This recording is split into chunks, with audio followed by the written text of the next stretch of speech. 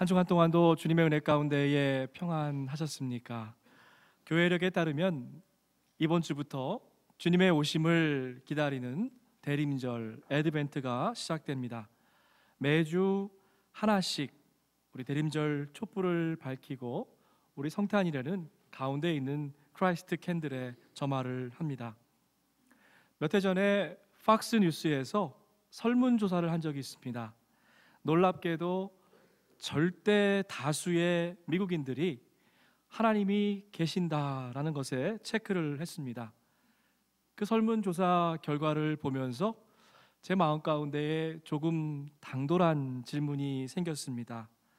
God, 여러분 스몰로 쓰는 거 말고요, 캐피탈 G로 쓰는 God, 그 하나님의 실제를 믿는다고 응답한 사람들 가운데에 과연 몇 퍼센트나 그 하나님이 지금 내 곁에 살아 계신다고 믿고 있을까?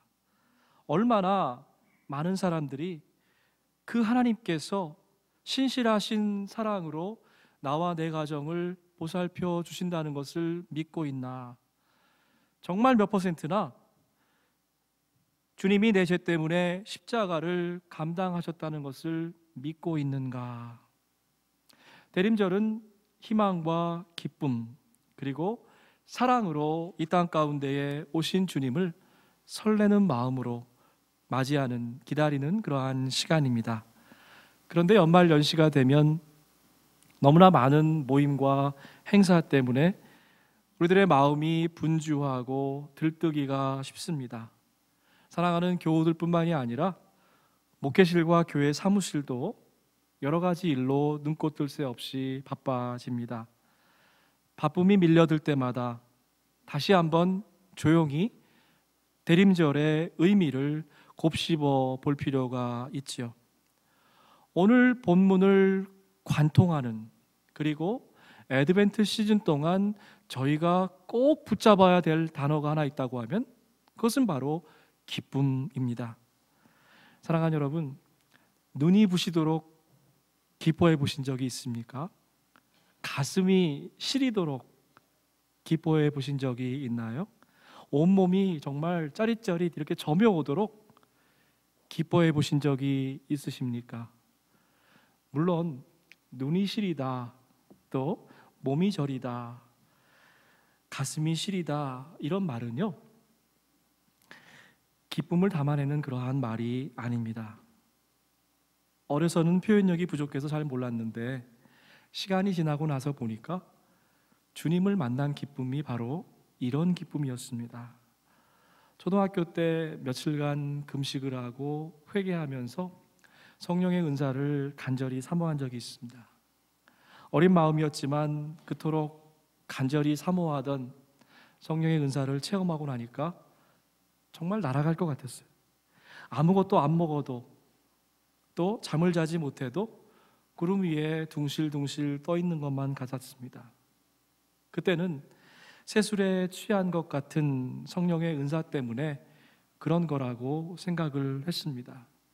시간이 좀 지나고 나서 곰곰이 생각해 보니까 제가 우리 주님을 인격적으로, 그리고 저의 마음의 결단으로 영접했던 것이죠. 부모님이 아는 예수님 말고 내가 내 결단으로 주님을 만났을 때 그렇게 기쁘더라고요. 정말 제 영혼 깊은 곳에서 폭포수 같은 그러한 기쁨이 솟구쳐 올랐습니다. 눈부신 기쁨, 가슴 시린 기쁨, 온몸이 저리오는 것 같은 그러한 기쁨을 실컷 누려보았습니다.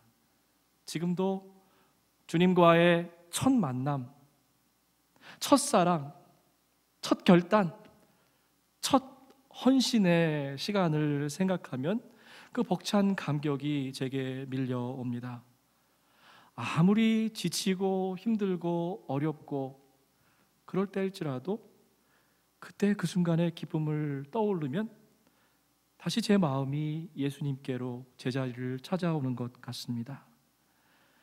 사랑하는 교우 여러분, 여러분도 주 안에서 이런 벅찬 기쁨을 누려보셨죠?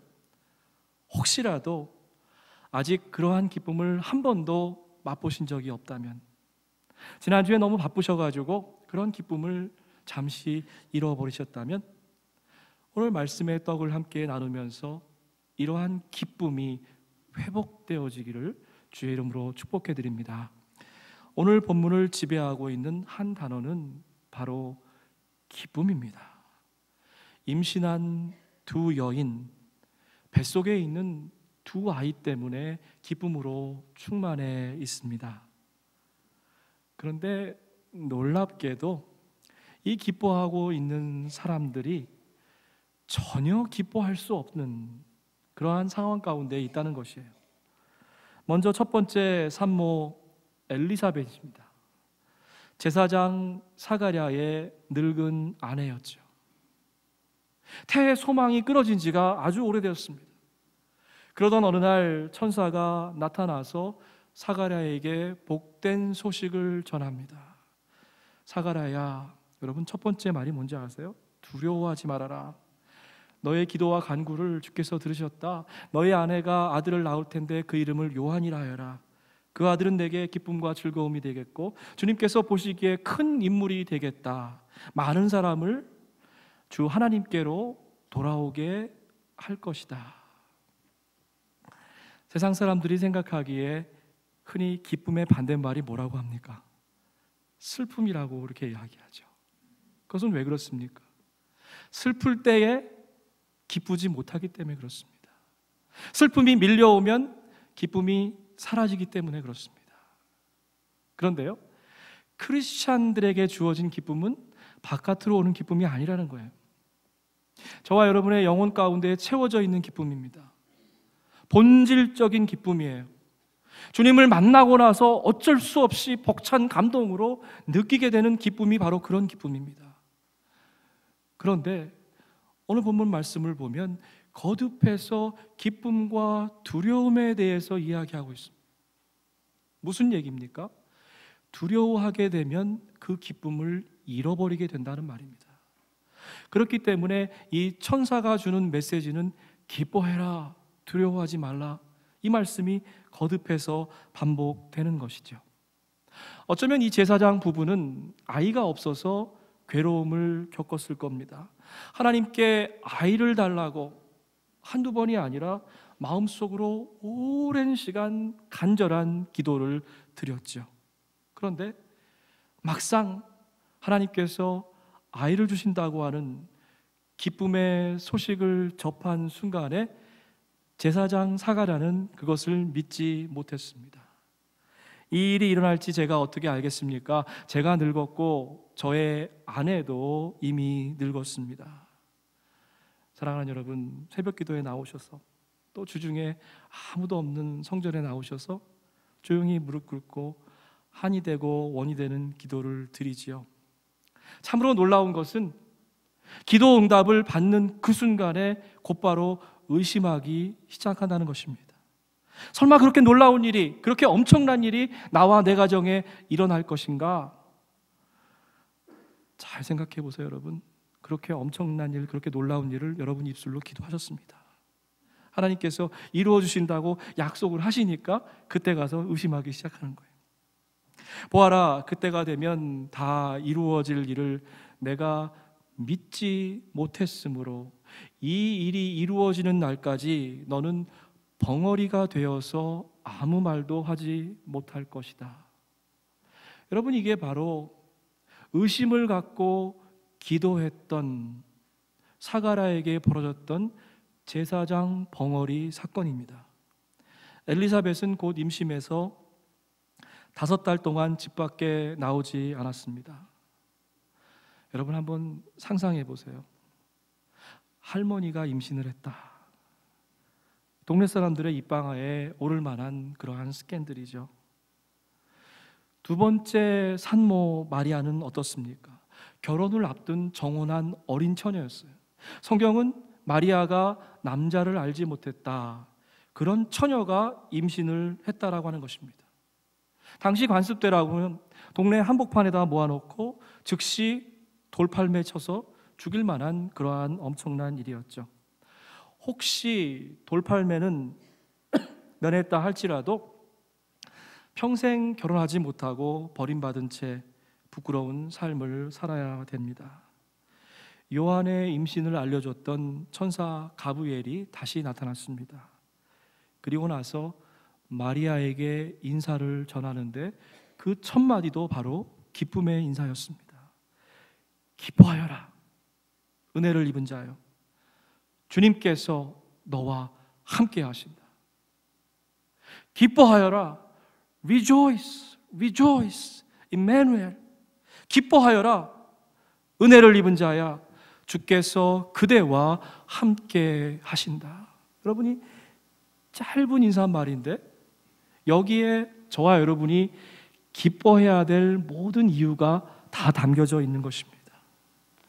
주님께서 나와 함께 하시고 주님의 그 풍성한 은혜의 자장 가운데에 내 영혼이 들어가기만 하면 기뻐할 수밖에 없다라고 하는 것이죠. 만약 저와 여러분이 세상 사람들과 똑같이 눈에 보이는 것만 가지고 기쁨의 근거를 찾는다고 하면 오늘 이 말씀은 어쩌면 마리아에게만 주신 말씀이 아니라 성령님께서 지금 저와 여러분에게 기뻐하여라, 하나님이 너와 함께 함이라, 이렇게 말씀해 주시는 거죠. 기쁨의 인사에 이어서 곧이어 사가랴에게 주신 메시지와 거의 똑같은 축복의 말씀이 선포됩니다. 자, 보세요. 뭐라고 말씀합니까? 두려워하지 말아라, 마리아야, 그대는 하나님의 은혜를 입었다. 보아라, 내가 잉태하여 아들을 낳으리니 그의 이름을 예수라 하여라. 여러분, 한번 입장 바꿔놓고 한번 생각해 보십시다. 이게 남의 일이 아니라 내 일이라고 좀 한번 생각해 보십시다. 2000년 전에 유대 땅에서 아무런 이유도 없이 억울하게 돌 맞아 죽어야 될 미혼모 신세가 된 것이죠. 그러나 마리아는 상식과 통념을 넘어서서 믿음으로 고백합니다. 저는 이 말씀은 개역개정 번역이 훨씬 더 좋은 것 같아요. 주의 여정이오니 말씀대로 내게 이루어지이다. 주의 여정이오니 말씀대로 내게 이루어지이다. 하나님께 간절히 기도하고 하나님께서 응답하셨다고 하면 여러분 의심할 것이 아니라 주의 종이 여기 있사오니 주의 말씀을 이제 이루시옵소서, 이렇게 고백할 수 있는 것이죠. 오늘 본문은요, 여기에서부터 시작됩니다. 미혼모가 할머니 산모를 찾아가는 거예요. 별로 안 놀라시네요, 여러분. 이 설정 자체가 굉장히 충격적인 거라니까요. 미혼모가 지금 처녀가 아이를 임신해서 할머니 산모한테 찾아간 겁니다. 이 얼마나 황당한 설정입니까? 본문을 깊이 들어가서 이것을 나의 이야기로 읽으면 얼마나 황당한 이야기인지 모르겠어요. 동네 사람들에게 수치를 담을까봐 두문불출했던 엘리자벳, 그리고 돌팔매 맞을 후보 마리아, 두려움에 떨 수밖에 없는 불쌍한 두 여인, 그리고 이 두 여인의 운명적이고 기구한 만남. 이때 예상치 못했던 일이 벌어지는 거죠. 늙은 산모의 태중에 있던 아이가 막 뛰놀기 시작합니다. 보소서, 당신이 내게 인사할 때에 내 뱃속에 있는 아이가 기뻐서 뛰놀았습니다. 아무도 몰랐는데 뱃속에 있는 요한이 예수님이 오신 것을 먼저 알아본 것입니다. 회개하라, 천국이 가까웠노라, 광야의 소리로 외쳤던 요한이 뱃속에서부터 주의 길을 예비하는 것입니다. 우리 예수님도 요한을 만나서 기뻤던지 뱃속에서 뛰놀았다. 오늘 본문은 그렇게 기록하고 있죠. 그런데요, 이 두 아이의 미래가 그다지 밝지는 않습니다. 요한은 머리가 잘려서 쟁반 위에 올려지는 참수형을 당했어요. 예수님은 당시에 가장 힘든 처형 방법이었던 십자가형을 당하셨습니다. 그것도 30대 초반에, 아주 젊은 꽃다운 나이에. 생각해보면 뭐 그렇게 기뻐할 일도 없습니다. 어렵사리 늙음하게 얻게 된 아들, 동정녀로서 낳은 이 아들을 죽음 앞에 내어놓아야만 되는 어머니의 절절한 마음이 여기에 있습니다. 한참 나이에 세상을 떠내보내야 될 아들의 미래, 그걸 생각하면 정말 억장이 무너져 내릴 거예요. 세상의 눈으로 보면 참 기구하기에 짝이 없는 두 여인과 두 아이의 만남이었습니다. 이것이 오늘 본문의 배경입니다. 그런데 본문 46절부터 55절까지는 마리아의 노래로 알려진 찬양시가 기록되어 있습니다. 사무엘상 2장에 나오는 한나의 노래를 떠오르게 하는 아름다운 기도문입니다. 마리아의 노래는요, 기쁨의 본질이 무엇인지 우리에게 잘 이야기하고 있습니다. 내 영혼이 주님을 찬양합니다. 나의 영혼이 나의 구주 하나님만을 기뻐합니다. 마리아의 기도문은 주님을 향한, 주님 때문에 누릴 수 있는 찬양으로 시작되지요. 여러분, 저와 여러분의 기쁨의 시작은 바로 찬양입니다.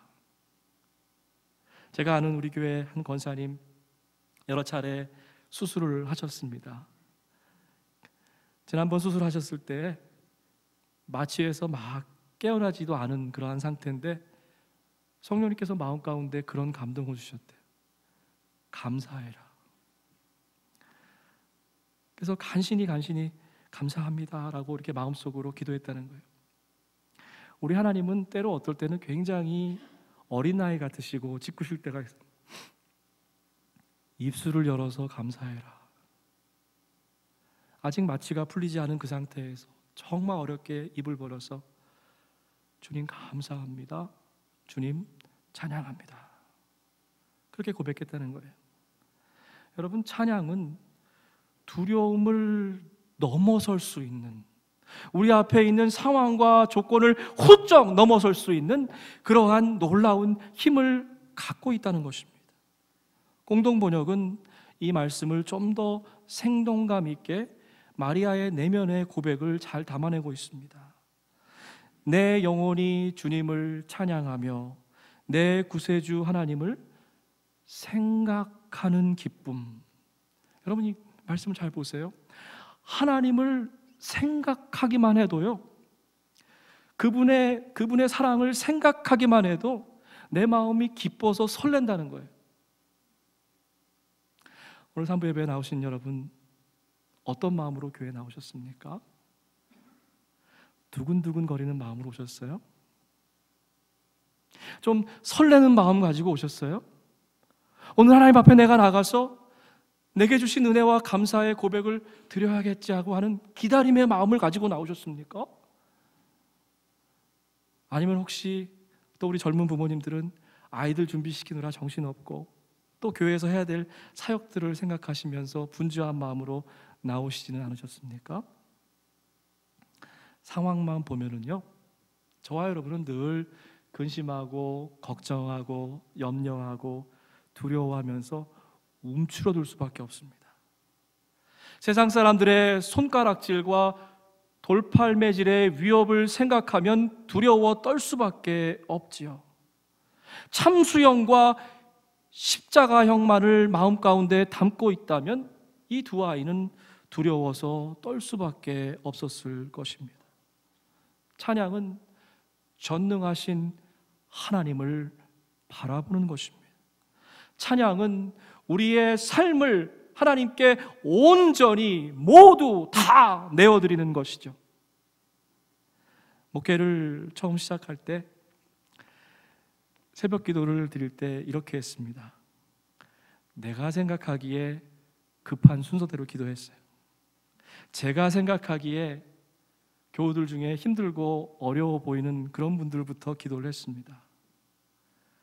그런데 요즘 제가 매일 아침에 드리는 첫 기도는 이렇게 시작합니다. 하나님, 제 영혼이 주님을 찬양합니다. 오늘도 주께서 놀라우신 일을 이루실 것을 믿습니다. 오늘 저를 통해서 계획하신 일이 무엇인지 제가 좀 알게 하여 주옵소서. 제게 맡겨주신 사역을 신실하게 감당할 수 있도록 성령님 도와주시옵소서. 전에는요, 제 목회의 우선순위도 제가 정했습니다. 그리고 한 주일에 어떤 분부터 신방해야 될지 신방의 우선순위도 제가 정했습니다. 근데 여러분, 신앙생활 하시면서 아시잖아요. 내가 중요하다고, 내가 급하다고 생각하는 것과 하나님의 우선순위가 같지 않을 때가 많이 있더라고요. 온전한 찬양은 주님, 내가 주님을 사랑합니다, 찬양합니다 하는 그런 고백은 우리의 삶 가운데의 우선순위를 제대로 다시 매기게 만든다고 하는 것이죠. 찬양할 때에 두려움의 장벽을 넘어설 수 있고, 찬양할 때에 우리의 삶의 질서가 다시 잡히게 됩니다. 가슴 시린 기쁨을 잊어버리셨습니까? 여러분, 그렇다고 하면 찬양의 기쁨을 잃어버리신 거예요. 눈부신 기쁨이 언제인지 생각이 안 나세요? 그렇다고 하면 두려움에 갇혀서 지금 기쁨을 잃어버리신 것입니다. 어느새 온몸 저리는 기쁨을 잃어버리셨습니까?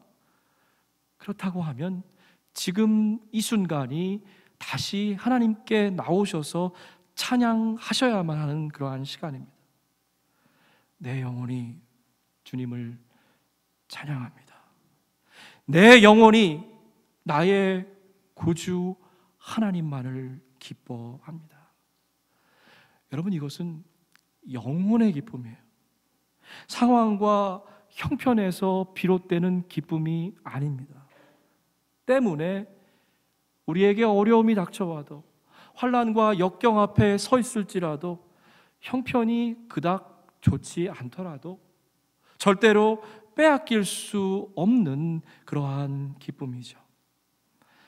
찬양한다고 하는 것은 기쁨의 근원이신 주님을 노래하고 우리의 영으로 기뻐하는 것입니다.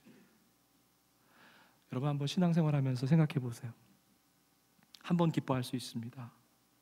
가끔 기뻐할 수도 있어요.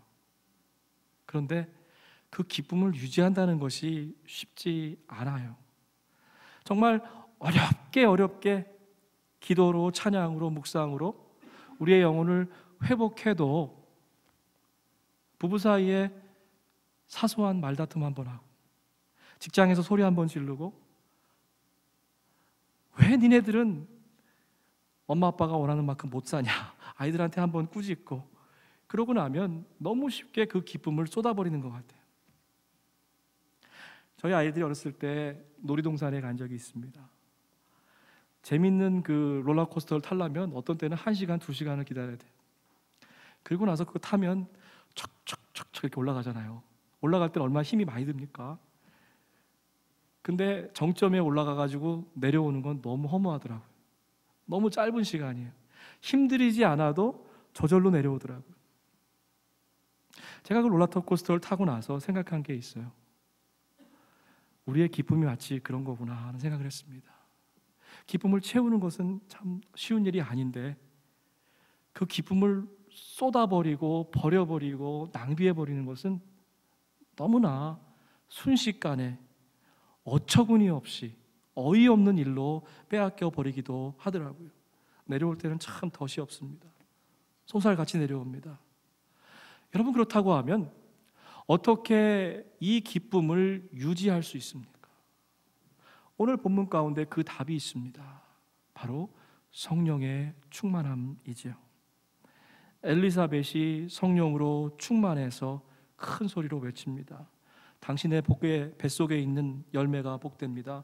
내 주님의 어머니께서 내게 오시다니 무슨 말입니까?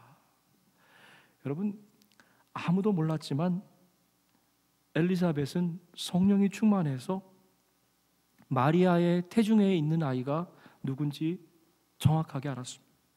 자기의 백성을 죄에서 구원할 자 예수님을 영혼으로 기뻐하고 경배했던 것이죠. 성령이 충만할 때에 우리는 비로소 상황을 제대로 볼 수 있습니다. 성령이 충만할 때에 우리 눈에서 육의 비늘이 벗겨지고 하나님의 놀라운 계획에 참여하게 됩니다. 성령 충만하지 못하면 우리에게 벌어지는 사건을 세상 사람들이 보는 눈과 똑같은 눈으로 봅니다. 근데 성령이 우리 안에 임하시게 되면 그 사건과 형편 너머에 계시는, 그것을 초월해 계시는 하나님의 놀라운 플랜을 깨닫게 되는 것이죠. 하나님께서는 우리와 함께 동역하시면서 늘 우리에게 선물로 주시는 게 있어요. 그게 바로 성령의 충만함입니다. 만약 마리아가 성령의 충만함을 입지 못했다고 하면 어떻게 됐을까요? 이 복된 소식을 듣고도 동네로 돌아가서 다시 동네 사람들의 손가락질 앞에 설 때에 다시 걱정하게 되고, 다시 두려움에 빠지게 되고, 다시 염려하게 되고, 그렇기 때문에 하나님께서는 성령을 선물로 주셨다는 거예요. 오늘 본문 앞에 있는 35절 말씀을 보면요, 성령이 너에게 임하고 더없이 높으신 분의 능력이 너를 감싸 주실 것이다. 하나님은 우리에 대해서 너무나 잘 아십니다. 그래서 성령의 충만함을 우리에게 선물로 주신다는 거예요. 제가 즐겨 부르는 찬양 가운데 이런 찬양이 있습니다. 성령이 계시네, 할렐루야 함께 하시네, 좁은 길을 걸으며 밤낮 기뻐하는 것 주의 영이 함께함이라. 여러분, 이 찬양의 액센트는요, 우리가 당하는 고난에 있지 않습니다. 저와 여러분의 삶 가운데 만나는 좁은 길, 어두운 그 골짜기에 있는 것이 아니고요,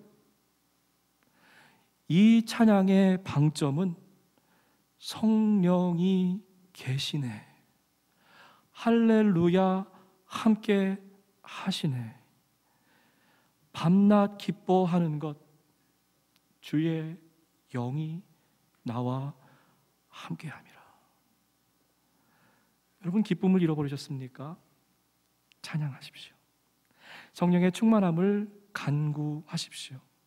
기쁨의 근원이신 하나님께서 지금 여러분의 마음을 두드리고 계십니다. 여러분 영혼 한 분 한 분에게 기쁨을 부어주시기 위해서 여러분 마음의 문 밖에 지금 서 계십니다. 나보다 나를 더 잘 아시는 하나님, 그 성령님께서 여러분에게 충만한 기쁨을 부어주시기를 원합니다.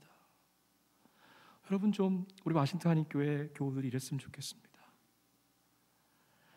잠자기 전에 우리 주님을 묵상하고 주님 생각을 하다가 잠에 들었어요.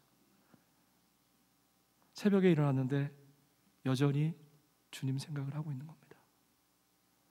적어도 한 달에 한 번은 말씀이 너무 좋아서 저녁 식상을 물리고 성경을 손에 들고 말씀을 읽다가 어느새 훌떡 밤이 새서 새벽 기도에 나오는 그러한 일이 저와 여러분 가운데 있기 원합니다. 다시 기쁨이 회복되고 성령의 충만한, 기쁨이 충만한 삶을 살게 되기를 원합니다. 근데 여러분, 여기가 끝이 아니에요. 한 단계가 더 있습니다. 기쁨이 충만하시다고 하면 이제 기쁨을 나눠주는 사람이 되어야만 합니다. 기쁨의 전도사가 되어야만 합니다. 기쁨의 전염자가 되어야만 합니다. 그랬으면 좋겠어요. 우리 아버지 어머니 집에 들어오면 집에 기쁨이 넘친다. 아이들이 좀 그렇게 얘기했으면 좋겠습니다. 속회로 모일 때마다 저 장로님, 저 권사님, 저 교우님 오기만 하면 왠지 모를 기쁨이 우리 안에 밀려든다. 사랑하는 성도님들이 예배실로 들어올 때마다 저분이 오시니까 정말 우리가 기쁘다. 우리 교회는 다 그렇잖아요, 그죠? 다른 교회 가니까 또 그렇지 않은 경우들이 있더라고요. 저분만 오시면 왠지 이 방이 얼음방이 되는 거야. 싸늘하지. 여러분, 어떤 삶을 사시기를 원하십니까? 기쁨의 전염자가 되십시오. 우리 손양원 목사님이 사랑의 폭탄이라는 그러한 닉네임이 있는데, 여러분, 와싱턴 한인교회 교우들의 닉네임은 이거였으면 좋겠습니다. 기쁨의 폭탄. 어디 가든지 간에 그 자리를 기쁨으로 넘치게 만들어버리는 그러한 기쁨의 폭탄이 되기 원합니다. 예전에 기독교 신문에서 감동적인 이야기를 한번 읽은 적이 있습니다. 태어날 때부터 앞을 보지 못하는 시각장애인 부부, 남편과 아내가 모두 앞을 보지 못합니다. 이 부부가 시각장애자 신생아 4명을 입양을 했습니다. 별로들 안 놀라시네요. 남의 이야기라고 별로들 안 놀라시는 것 같은데 한번 상상을 해보시기 바랍니다. 본인이 앞을 못 보는 이 부부가 4명의 시각장애자 아이들을 입양했습니다. 생각만 해도 걱정이 앞서지요. 어떻게 시각장애자가 시각장애자 아이들을 키울까? 갓난 아이들 발에다가 종을 매달아 놓고 기저귀를 갈아주고, 소리를 듣고 기저귀를 갈아주고 먹이고, 더군다나 막내 아이는 정신지체하였습니다. 니콜스 부부가 고백을 합니다. 시간이 지나고 나서 어려움보다 우리 부부의 마음 가운데 기쁨이 더 커졌습니다. 내 아이가 대학을 다 졸업했고요. 어엿한 가정을 꾸려서 3명의 손주도 생겼습니다. 이 부부와 아이는요, 내 자녀는 서로 비록 볼 수는 없지만 냄새만으로, 몸 냄새만으로 서로 사랑하는 법을 배웠다, 이렇게 이야기합니다. 그리고 짧은 인터뷰에서 이렇게 이야기합니다. 우리가 없었다면 이 아이들이 지금 어디 있을지 모르잖아요. 만약 우리의 눈이 보였다고 하면 이렇게 아름답고 사랑스러운 아이들을 우리가 만날 수는 없었겠죠. 모든 일에 하나님의 뜻이 있다고 믿어요. 때론 그 뜻을 다 알 수 없지만. 여러분, 이 인터뷰 안에 정말 크리스찬이 뭔가에 대해서 이야기하는 것 같아요. 크리스찬들이 누려야 될 기쁨이 뭔가에 대해서 이분들이 앞은 보지 못하지만 멀쩡히 앞을 보고 있는 저와 여러분에게 웅변적으로 이야기하고 있는 것 같아요. 기쁨의 전도사가 되려면 반드시 신실하신 그분 하나님만을 붙잡아야만 합니다. 마리아의 노래는 위대한 하나님을 찬양합니다. 표신팔 강한 손으로 우리를 인도하신 하나님을 찬양합니다. 비천한 자, 눌린 자, 자유함이 없는 자를 찾아주시는 하나님을 기뻐합니다. 주님을 찬양하십시오. 성령 충만함으로 여러분의 기쁨을 오늘 회복하십시오. 주님께서 주신 그 놀라운 기쁨을 나와 내 가족과 이웃들에게 나눠주는 복된 대림절이 되길 바랍니다. 여러분, 올 크리스마스 트리 밑에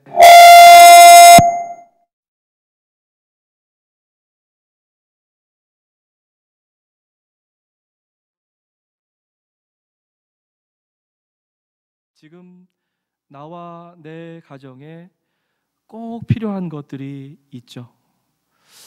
제가 소리를 지르면 방송실에서 지르지 말라고 이렇게 하시는 거예요. 건강의 회복, 자녀의 축복, 또 가정의 화평, 저와 여러분들이 바라는 긴 위시리스트가 있습니다. 근데 만약 여러분 한번 가정해 보세요. 올해 여러분들이 받게 될 크리스마스 선물이 달랑 편지봉투 하나다. 그리고 그 편지봉투를 뜯어봤더니 뭐 좀 좋은 말, 사랑하는 말 써 있을 줄 알았더니 단 한 단어만 써여 있다. 그럼 여러분, 기뻐하시겠어요? 화내시겠어요? 여러분, 그 백지 위에 예수 두 글자만 쓰여 있다고 해도 여러분 만족하시겠습니까?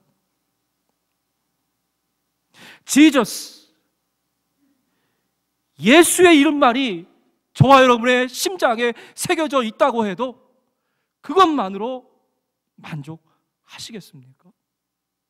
다른 모든 것이 다 없고 나에게 예수만이 주어진다고 해도 그것 때문에 찬양하실 수 있으시겠어요?